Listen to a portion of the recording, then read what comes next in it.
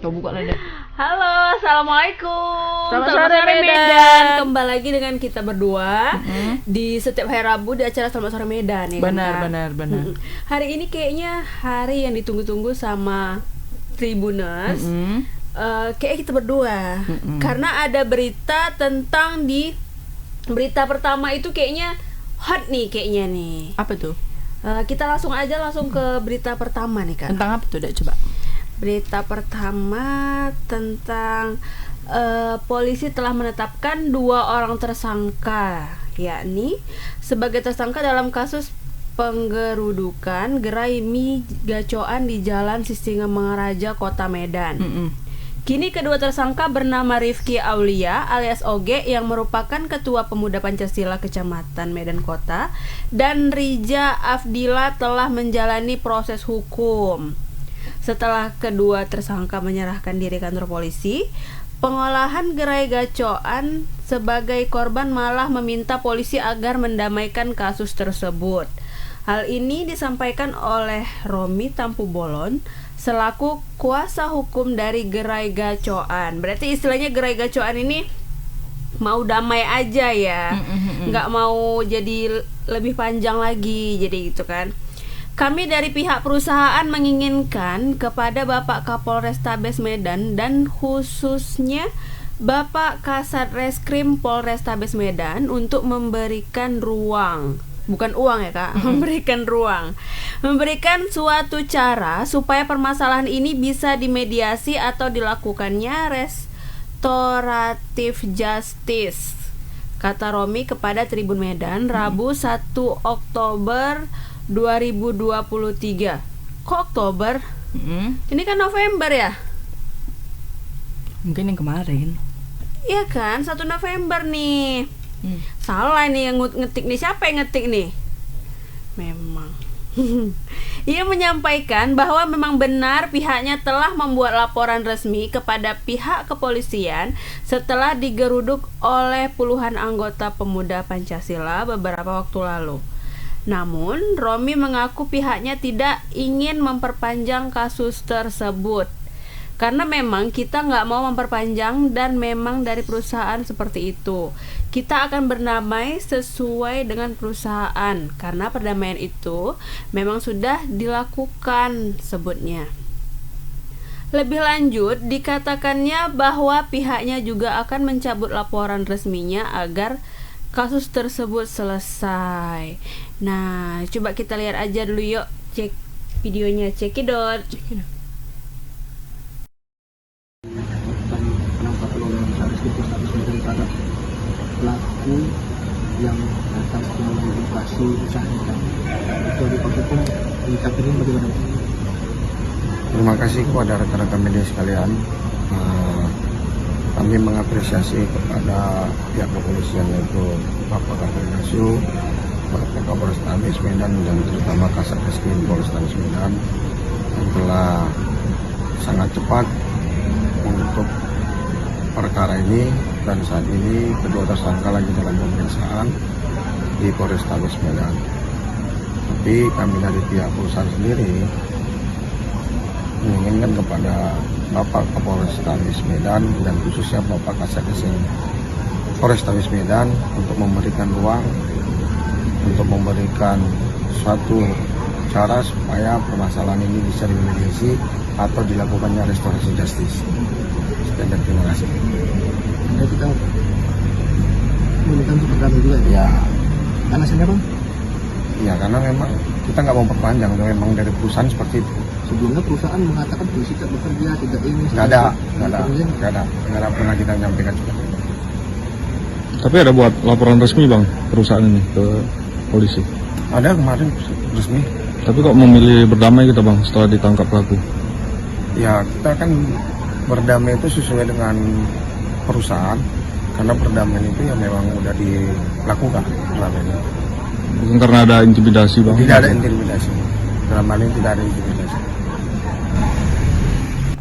Nah, itu dia tadi tentang gerai gacoan ya kan Kak, yang ada yang membuat onar kayaknya di gerai gacoan. Kita langsung aja ke reporternya, ada Bang Alfiansyah. Ya, halo, Kak Lani, Kak Hari, selamat sore. Halo, selamat sore. Ya, selamat sore, Kak. Makin fresh aja setiap Iya kan, harinya. makin keren gitu. Iya, iya. Tapi tanpa kacamata bukanlah Bang Alfiansyah ya Iya, kan? mana kacamatanya? Pakai kacamata dulu ya kan, Betul, Kak? betul Kita itu. juga pakai kacamata hari ini. Iya, sama-sama nggak nampak kita ya kan. Iya. Oke Bang, mengenai Beda sekali-kali. Oh iyalah ya kan Bang, mengenai kejadian di Migacoan ini sebenarnya kayaknya ini juga pernah juga kejadiannya. Sering, Tapi mungkin- kemarin kalau nggak salah di Rukia bukan di kayak gini, bukan preman yang datang. Oh gitu. Nah, ini Bang, kronologinya sebenarnya kejadiannya kayak mana Bang? Apa memang sebenarnya mereka ini ada sesuatu ya kan? Minta apa sebenarnya ya kan Bang? Atau ada yang lain ini Bang? Silakan laporannya Bang Alfiansyah. Ya, baik, Kak Lani, Kak Hari, dan juga Tribuners. Ya, memang kemarin beberapa waktu lalu itu sempat viral ya, ada sejumlah anggota OKP dari Pemuda Pancasila itu sempat mendatangi gerai Migacoan di Jalan Singa Mangaraja, dan akhirnya itu pun viral di media sosial. Nah, kemudian setelah heboh, kita sempat mencari tahu apa sebenarnya yang terjadi, namun kita itu disebutkan bahwasannya mereka ini datang ke gerai Migacoan ini untuk meminta lahan parkir begitu kepada pihak dari Migacoan sendiri. Sehingga itu mereka ini meminta agar parkir di sana itu dikelola oleh mereka. Nah, setelah viral, kemudian pihak dari Migacoan ini pun kemudian membuat laporan kepada pihak kepolisian, dan setelah dilakukan penyelidikan oleh pihak kepolisian, kemudian polisi itu menetapkan 2 orang sebagai tersangka begitu, yang merupakan ketua dari Pemuda Pancasila itu sendiri. Nah, memang kemarin sebelum penetapan tersangka, mereka ini juga sempat klarifikasi bahwasannya kedatangan puluhan anggota Pemuda Pancasila ini ke gerai Migacoan itu hanya untuk makan minum saja begitu. Namun si pemilik karena merasa takutan atau apa itu membuat laporan begitu kepada pihak polisian. Nah, setelah ditetapkan tersangka, si kedua tersangka ini sempat melarikan diri begitu ataupun kabur, dan akhirnya itu menyerahkan diri kepada pihak polisian kita di Malang, dan masih dalam proses pemeriksaan oleh pihak polisi. Nah, kemarin juga kita sempat bertemu dengan kuasa hukum dari Migacoan ini sendiri. Dia mengatakan bahwasannya setelah si tersangka ini ditangkap, pihaknya itu malah ingin mencabut laporan ataupun memilih berdamai, dan berharap pihak kepolisian itu melakukan mediasi antar keduanya agar kasus tersebut selesai dan berdamai begitu.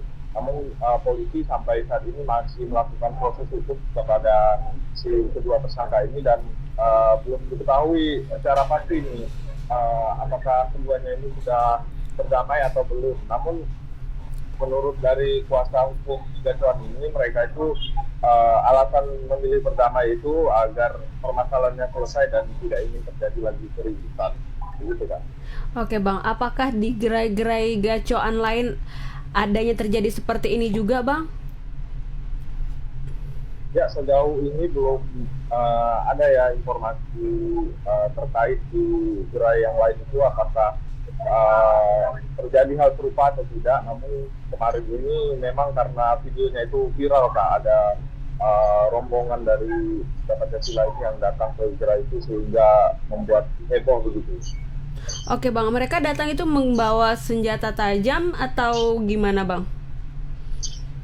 Ya, saat datang itu tidak ada membawa senjata tajam ataupun aplikasi full, hanya mereka itu memakai seragam mereka itu aja datang ke sana dan beramai-ramai lokasi Migacoan itu, karena Migacoan di Singa Mangaraja ini baru beberapa hari begitu beroperasi dan didatangi oleh mereka ini, dan meminta parkir di sana dikelola oleh mereka gitu kan.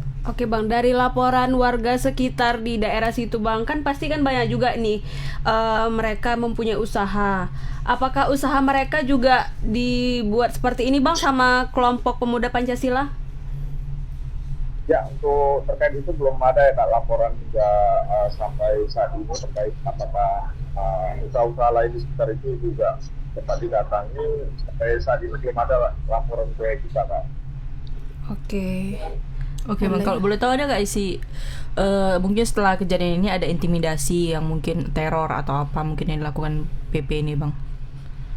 Ya, itu sempat kita tanyakan juga ya dengan kuasa hukumnya, karena kan Gatuan ini di sini sebagai korban begitu. Mengapa ya korban yang begitu yang minta damai, biasa kan itu pelaku yang meminta damai kepada korban, ini kan terbalik. Sempat kita tanyakan juga dengan kuasa hukumnya apakah ada intimidasi terkait mereka ini yang minta damai, namun kuasa hukumnya ini mengatakan bahwasanya memang itu sudah desakan dari perusahaan untuk langkah perdamaian ini dan tidak ada intimidasi dari pihak manapun. Oke. Berarti saat kejadian itu berlangsung mungkin lagi banyak yang makan ya. Iya. Jadi tontonan juga mungkin ya Bang Alfiansyah. Ya, sempat heboh juga kan, karena pada saat itu kan baru buka juga silakan. Selain mereka juga banyak warga di sana sehingga ada yang merekam begitu ketika mereka ini datang ke lokasi. Jadi viral berarti kemana-mana ya Kak. Kalau enggak akan tahu juga bahwasanya kelakuan mereka seperti ini ya. Tapi memang sering kan. Iya, emang sering kalau yang Udah PP ya. rahasia umum lah yang kayak gitu-gitu ya. Memang mungkin daerah situ mungkin menjadi sarangnya juga ya. Mungkin Benar. ada markasnya juga mungkin daerah dekat-dekat situ ya Bang, radius berapa meter gitu ya. Ya, mungkin ada lah Kak konten mereka ya. Iya, agak ngeri ya kan deh. Ya udahlah, terima kasih untuk laporannya Bang Alfiansyah. Semoga Mega Cuan sehat selalu ya kan. Ngirimkan kita makanannya. Terima kasih Bang Alfiansyah. Selamat sore. Selamat sore, malam. Nah itu deh. Nah itu Ya, dia itu Mega Cuan yang kami bahas ya. Jangan lupa kami Bang Alfiansyah sama Dek Tari ya. Kami mau kita yang apa aja yang nggak usah yang pedes-pedes Iya, mau sekali. yang pedes yang level 1 aja. Betul, Karena tapi- kita sering juga beli. Tapi ya dimsumnya kan? dibanyain. Betul, dimsumnya semua macam ada. Iya, semua macam sama minumannya juga. Karena kan kami juga haus ya kan kalau makan Iya, pedes-pedes betul, gitu. betul. Aduh ngeri lah ya kalau udah berurusan sama ini. Apalagi ada lahan parkir ceritanya. Aduh, Iya, yang nggak loreng-loreng bisa ini bilang. agak-agak mengerikan. Iya kan? betul itu. Cuma Ya tadi kita nggak tanya ya kenapa nggak diapain sama apa di sub apa parkirnya kan biasa gitu kan parking kan. tapi Karena kan ada kita- juga teman kita yang itu. Oh iya. Iya, Iya. anggota juga ya kan. Iya. Anggota perendangan itu. Yang satu lagi ini yang perendangan dia beda Iya sendiri. bener juga. Nah, itulah tadi beritanya mengenai apa Mega Cuan ya kan. Berita kedua ada apa nih Kak tentang si apa? Kok udah turun aja ke Mbak Imong aku ya. Oh, coba Kak mau ya. langsung ini Mbak Imong ya. Tapi kan yang mau reporternya ini bukan Mbak Imong deh. Ini ada kerap diintimidasi preman karena melaporkan maraknya peredaran narkoba membuat seorang pemuda bernama Wahyu Ridoni menggelar aksi tunggalnya di depan Polsek dan kantor Camat Tanjung Pura Kabupaten Langkat, Sumatera Utara hari Selasa. Jadi bahkan tak hanya itu, pria berusia 24 tahun ini tak menilai telah matinya fungsi Polsek Tanjung Pura dan pihak kecamatan dalam memberantas peredaran narkoba. Jadi hari ini saya melakukan aksi tunggal di Polsek dan kantor Camat Tanjung Pura, katanya gitu. Jadi adapun yang menjadi tuntutan dalam aksinya itu, Wahyu meminta dalam seminggu ke depan pihak kepolisian dan camat harus wajib menangkap 3 orang yang melakukan pengedaran narkoba. Jadi menurutnya pemakai atau pengguna narkoba tidak akan memakai kalau tidak ada pengedarnya. Betul juga, cuman kan agak susah ya kan dia ya. Dari pengedar sama penawalnya ya, pemakainya ya kan. Jadi bahkan Wahyu menilai semua masyarakat pasti menyadari hal tersebut tapi takut untuk bertindak katanya. Sementara itu Camat Tanjung Pura Muhammad Nawawi mengatakan jika kecamatan fungsinya adalah pencegahan, katanya gitu. Ini kayaknya agak-agak apa ya. Tapi kita tanya dulu. Tapi ini kita kembali ke preman lagi nih Ke kan. preman lagi balik karena ini berhubungan dengan narkotika ya. Ini ada videonya, check it out.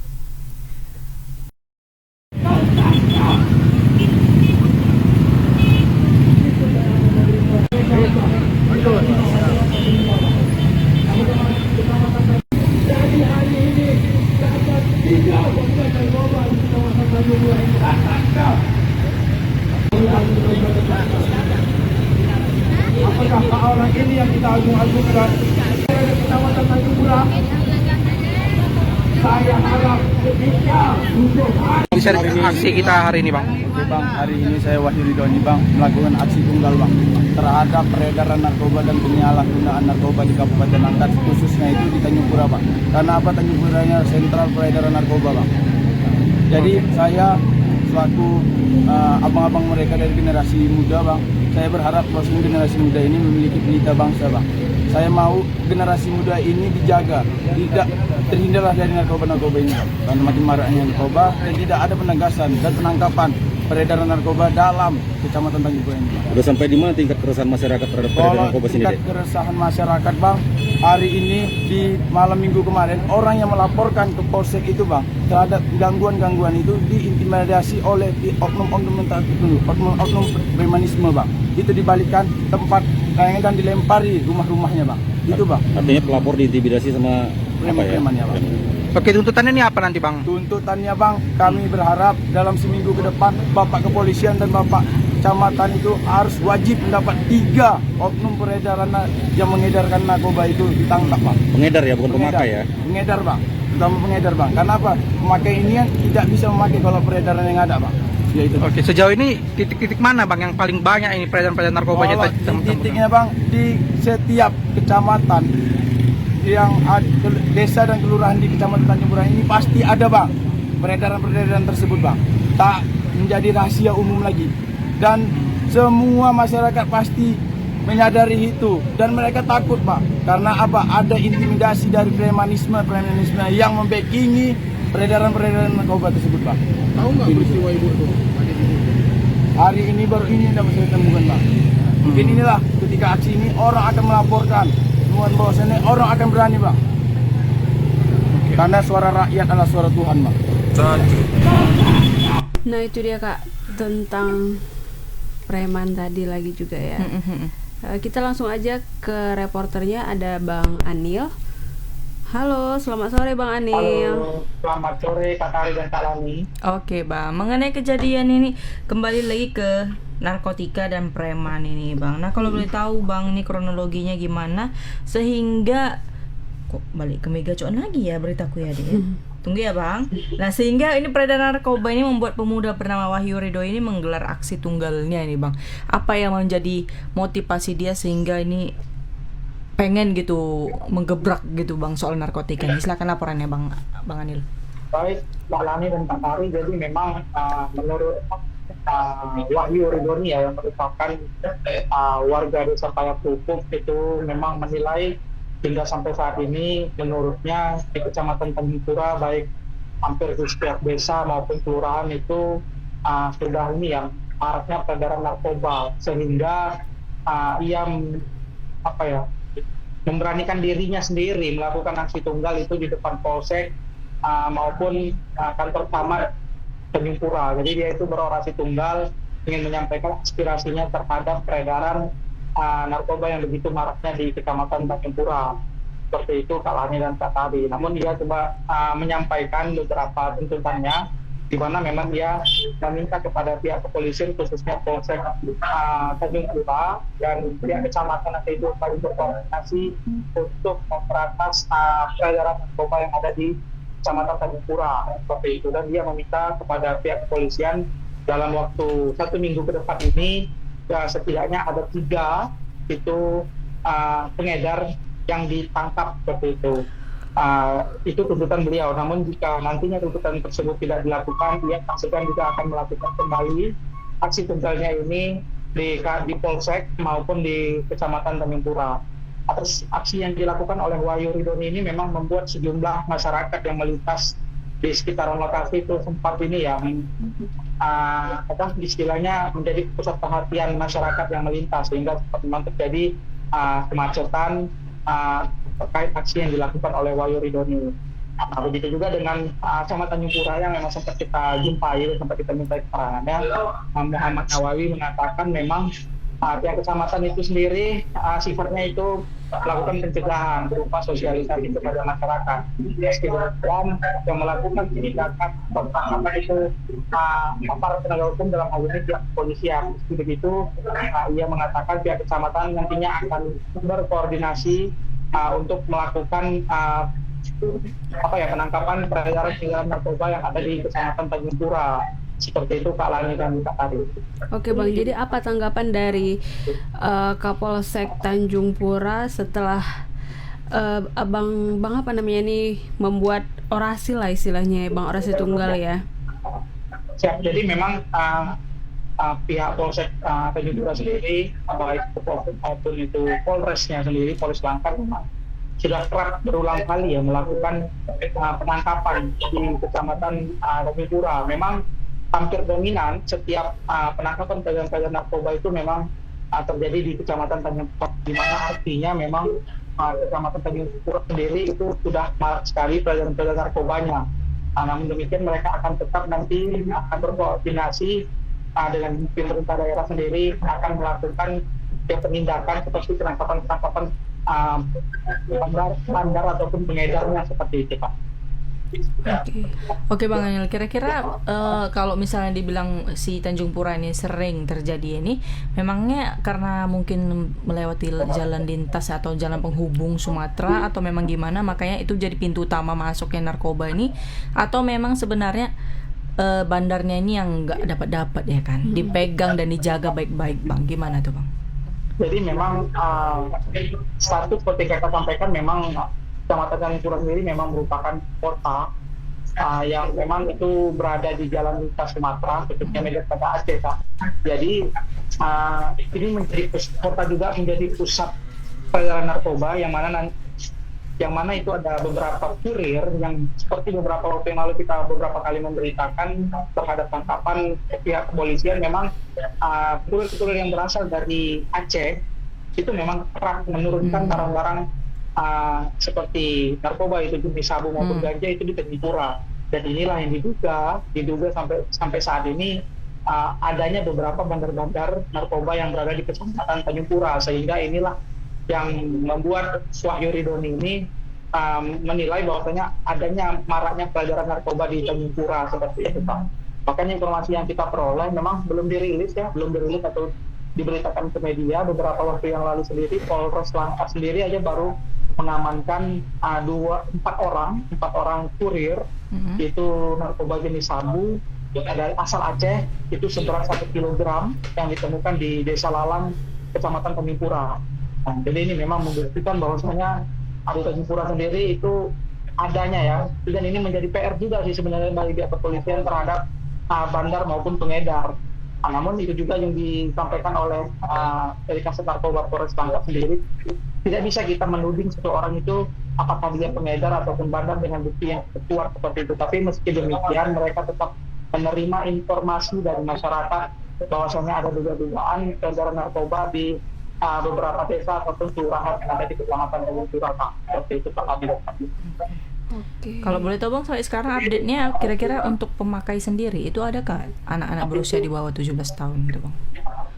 Kalau untuk pengedar sampai pemakai ya Kak, untuk pemakai sendiri kebetulan memang saya pun keluarga itu bertempat tinggal di Kecamatan Tanjung Pura, Kak.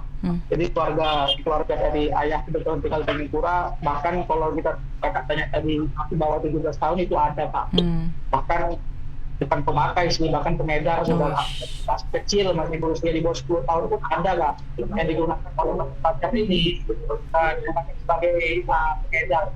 Jadi kalau misalnya nanti ada yang mau ingin membeli narkotika jenis sabu, itu mereka menggunakan nama seperti itu, Pak. Dan ini sudah terjadi di Kecamatan Tanjung Pura sendiri.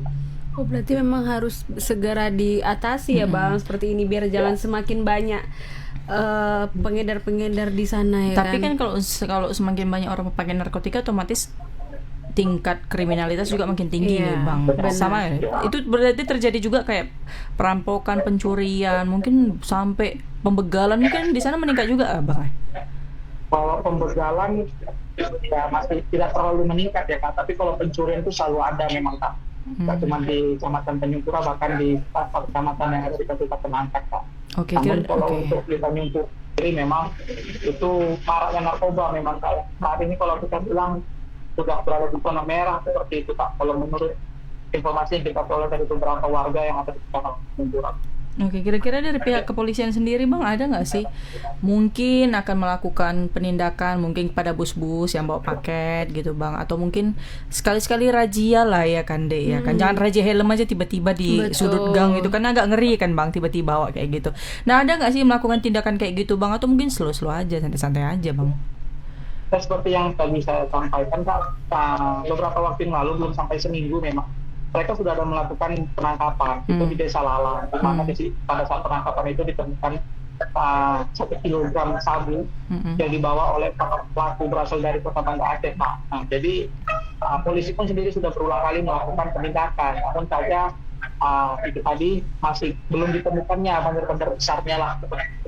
Berarti hanya sebatas pemakai semua ya Bang ya, ditangkap. Kurir istilahnya. Iya, kurir juga. Kurirnya ya Bang. Edar gitu Pak, memang belum ditemukan bahwasannya itu bandar-bandar besar itu memang belum ada sampai saat ini, tapi cuma sekedar pemakai, kurir, pemakai, pengedar seperti itu. Oke. Justru kalau nggak semakin dibatasi bakal merajalela deh. Betul. Dan makin parah nanti jatuhnya ya Bang ya semua ya di Tanjung Pura itu ya.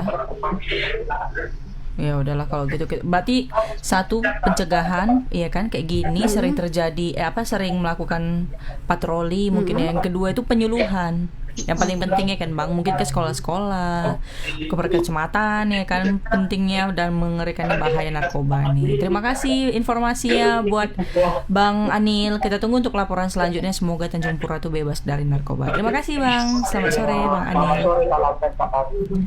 Selamat sore. Nah itu dia. Ya begitulah ya kan Kak, karena mungkin itu jalan lintas juga ya dari kota, tadi kan dari kota Banda Aceh.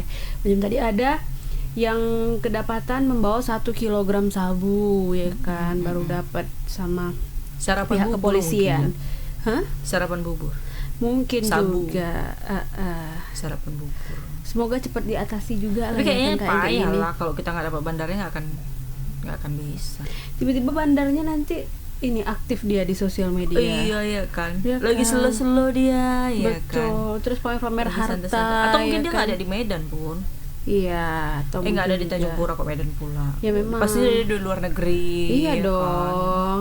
Lagi pamer-pamer di sosial Iya. media ya Di kapal kan. naik kapal pesiar. Tiba-tiba entah apa selebgram ya kena ya kan. Kayak biasa jadi bandar ya kan. Iya, rupanya kayak Atau gitu. pengusaha-pengusaha sukses yang kita kira dia merintis usaha, rupanya gara-gara rupanya iketan itu kan. Nggak bisa Rupanya usahanya itu cuma kamuflase. kamuflase. Ya kan. Kayak yang di apa tuh Dek? Yang Ada cewek itu. yang cewek yang dari sana juga tuh kan. Iya. Nah, Itu kan yang ditangkap selebgram juga juga, kan. iya Itu benar. aduh. Dan nggak menyangka juga ternyata dia itu Cantik. seorang bandar ya kan. Dia pakai pakaian branded, tas branded, ternyata seorang itu. Ya udahlah, lanjut langsung Kak, berita ketiga nih Kak. Ada apa? Ada yang baca. Kan udah berita pertama tadi. Sampai habis ya Kak bacanya. Ini selalu kenapa berita ketiga ini panjangnya minta ampun. Kayaknya nggak ada videonya ya? Oh, ada. Kita putar Oh, kita dulu. putar Iya, video dulu. biar mempersingkat kehidupan. Cekidot.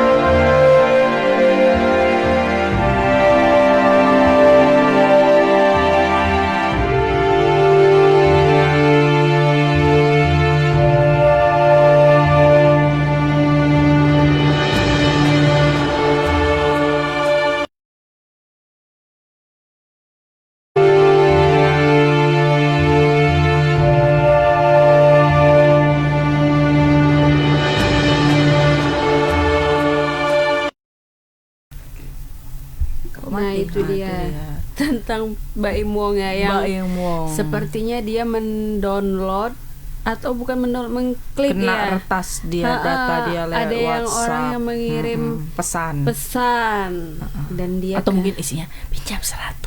Iya, diklik dia kan, mungkin dikira dia undian berhadiah, cek atau mungkin dia berniat baik untuk memberikan itu, ya kan? Karena kan Mbak Imong ini dikenal dia sering suka memberi uang, tapi gitu ya karena kan? itulah kan, karena sering memberi tiba diminta ngamuk ya kan, kadang-kadang ya kan. Nah jadi baru-baru ini dia mengalami musibah ya kan, katanya dia menerima pesan WhatsApp dari nomor yang tidak dikenal katanya gitu kan. Nah jadi nomor ini mengaku sebagai kurir, katanya si kurir gadungan ini memakai file tersebut adalah aplikasi yang meretas handphone dan Mbak Imong baru saja mengalami kejadian itu. Siapa yang tahu nomor dia ya kan? Nomor WhatsApp itu kan private, apalagi artis ya kan dia. Benar sekali. Dan jangan orang terdekat saja. Ya kan. Nah jadi si pengirim mengaku sebagai kurir dan mengirim foto paket berupa file, dan kebetulan saya juga memesan barang via online kata gitu. Jadi ia menyadari keteledoran saat itu karena saya merasa memang sedang menunggu barang sehingga tak ada kewaspadaan saat menerima pesan tersebut. Saya tidak ngeh, main klik aja karena ingin memastikan paketnya. Jadi Baim sempat merasa ada yang aneh saat pesan tersebut dibuka dan muncul ketika itu hanya tampilan loading file beberapa saat. Namun kemudian karena sedang sibuk, ia tak mengubris kesusahan tersebut dan melanjutkan kegiatan hariannya hingga akhirnya sepekan kemudian ada notifikasi bahwa beberapa kali transfer dari rekeningnya, padahal transfer ini tanpa kendalinya. Kenapa nggak transfer ke kita ya kan? Betul itu. Kalau transfer ke kita kan kita langsung ini viralin Mbak Imong suka bagi-bagi uang sama kita ya kan. Jadi si Baim pun penasaran dengan apa yang terjadi, lalu mencari tahu di internet dan mendapati bahwa itu adalah modus penipuan yang marak terjadi saat ini. Tapi masa Mbak Imong nggak tahu sih tentang yang kayak gitu? Kayak itu udah lama ya. Iya, terus kan masa artis pakai HP WA sama nomor ini apa sama banking sama ya kan. Biasa beda ya kan. Biasa beda. Banking yang ini handphonenya, yang WA yang ini. Mungkin udah naas ya. Atau mungkin ini handphonenya banyak. Kurasa. Jadi si Baim pun langsung blokir rekening, melihat rekening yang terbobol, dia pun mengunjungi pihak bank. Katanya langsung menghubungi pihak bank memutuskan untuk memblokir rekening tersebut. Jadi Baim merasa modus penipuan sangat berbahaya karena sudah mulai canggih dan berani mengatasnamakan sebuah instansi katanya gitu. Bahkan ada yang mengatasnamakan instansi pemerintah dengan mengirim file surat tilang elektronik yang ternyata itu malware dan sudah ada korbannya. Rekening terkuras sampai miliaran katanya. Wow. Tapi dia berapa habisnya dia? Penasaran. Nggak ada dibilang. Nggak ada dibilang. Jadi di akhir video Baim meminta kepada orang-orang untuk lebih hati-hati menggunakan WhatsApp jika menerima pesan dari nomor yang tak dikenal. Berhati-hati menggunakan aplikasi pengiriman pesan seperti WhatsApp. Banyak pihak yang bertanggung jawab menggunakan WhatsApp untuk melakukan aksi peretasan dan penipuan katanya. Waduh. Tapi kalau kita diapain kuasa menangis ya kan? Iya, karena nol di situ kan. Justru kita berharap ada yang memberikan. Iya, ada kan? yang mentransfer. Ini kalau diretas juga bingung dia ya kan, Dek. Iya, bingung dia. Lebih tragis ternyata saldo kita daripada saldo yang mau meretas ini ya kan. Betul itu. Aduh, pokoknya itulah berita tentang Mbak Imong. Semoga kasusnya cepat terselesaikan ya kan. Semoga tidak ada lagi kejadian-kejadian seperti ini. Karena semakin canggih teknologi, semakin canggih juga cara orang melakukan apa ya, penipuan ya kan Dek. Terus trik-triknya ada aja. Tapi emang si Mbak Imong ini udah lama kali nggak muncul ya. Tapi kan dia udah sibuk dengan YouTube-nya. Oh gitu. Yang menghasilkan uang dari YouTube-nya lah Dek. Nggak mesti muncul di layar TV lagi. Bener, sekarang udah di YouTube aja ya. Betul kan. Betul itu. Kok dulu kan dia viral gitu kan, di mana-mana ada, mau di sosial media, di film-film itu, semua pokoknya ada film deh. Yang panjang-panjang episodenya itu dia ada. Itu ada. Ya, ini udah nggak ada lagi gitu. Iya, karena YouTube-nya lebih menjanjikan daripada film-filmnya. Betul. Ya udahlah, terima kasih, itu aja informasi yang bisa kami berita 3 berita terupdate. Pastinya jangan lupa tanggal 12 November nanti kita bakal ada event besar di mana ada door prize-nya itu luar biasa. Ada artis nggak sih? Ada artisnya kita dua lah. Oh, kayak artisnya kita dua. Kalau ada yang mau ketemu sama kita bisa datang ke sana. Iya, harga tiketnya itu cuma 10.000 loh, Dek. Dan bisa beli sama kita. Betul. Ya kan? Cuma 10.000 tanpa PPN-nya kan. Jadi 10.000 kalian bisa dapat apa tuh namanya, door prize yang luar biasa. Betul. Kalau mau beli tiketnya bisa langsung datang ke Tribun Medan juga. Betul. Ya Atau kan? bisa menghubungi kita langsung ya kan, kalau mau ya, lebih dapat foto gratis sama kita pastinya. Daripada lihat dari TikTok aja kan. Tapi harus beli minimal 10 ya. Janganlah 20 lah. Oh, 20. Iya, masa 10 sedikit kali deh. Cuman 100.000 masa. Iya kan nggak apa-apa. 200.000 lah. Ya kan nggak apa-apa daripada nggak ada yang beli. Pasti ramaikan di tanggal 20 November karena banyak kegiatan di acara tersebut di hari Minggu di lapangan Benteng pastinya. Dan jangan lupa pokoknya ikutnya fun walk juga ada. Lalu pasti kemeriahan itu akan datang lah pokoknya. Apalagi kalau ada kami pasti meriah lah itu ya kan Dek ya. Iya benar. Oke, jadi jangan lupa saksikan Selamat Sore Medan setiap hari Senin sampai hari Jumat jam 5 sore live langsung dari TikTok. Jangan lupa follow semua akun sosial media kita, website kita juga dibaca-baca, cetak juga ya, kita ikutin update-annya ya pasti teman-teman. Jadi saya Lani, saya Utari, dan kru yang bertugas pamit undur diri. Mohon maaf kalau ada salah-salah kata Tribuners. Assalamualaikum, selamat sore Medan.